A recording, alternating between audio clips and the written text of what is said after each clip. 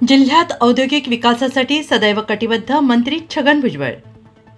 नाशिक जिल्ह्यात नवीन मोठ्या उद्योगांसह मोठे प्रकल्प येण्यासाठी पोषक वातावरण असून औद्योगिक विकासासाठी सदैव सकारात्मक आणि कटिबद्ध आहे, असे प्रतिपादन राज्याचे अन्न, नागरी पुरवठा, ग्राहक संरक्षण मंत्री छगन भुजबळ यांनी केलं आहे।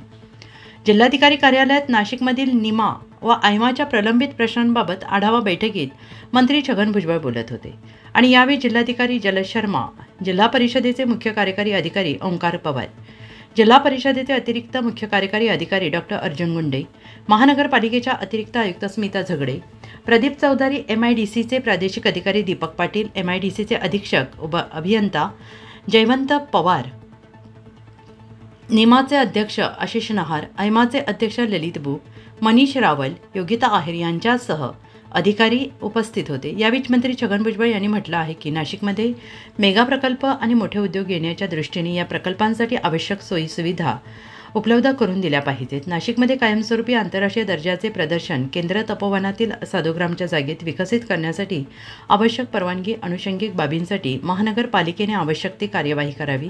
अंबड या ठिकाणी चाचणी प्रयोगशाळा आणि अग्निशमन केंद्र कार्यान्वित करण्यात यावेत। औद्योगिक वसाहतीमध्ये पुढील 50 वर्षांचा विचार करून मलनिस्सारण वाहिन्या विकसित करण्यात यावी। भुयारी गटारींचे काम करण्याच्या सूचना मंत्री छगन भुजबळ यांनी बैठकीत दिल्या।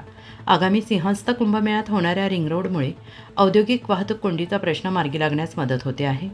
नाशिकच्या औद्योगिक व व्यापारी व्यवस्थेच्या प्रगतीसाठी निफाड येथील ट्रायपोड प्रकल्प महत्त्वाचा ठरणार आहे। या प्रकल्पाचे काम लवकरात लवकर पूर्ण करावे। डिफेन्स इनोव्हेशन हबसाठी 50 एकर जागेची मागणी असून जागा उपलब्धतेसाठी आवश्यक कार्यवाही करण्यात यावी। राजूर बहुला येथे राखीव 25 एकर जागेत IT पार्क विकसित करण्याच्या दृष्टीने आवश्यक उपाययोजना कराव्यात। नाशिकमधील अंबड आणि सातपूर येथील CTP केंद्र तात्काळ कार्यान्वित करावे।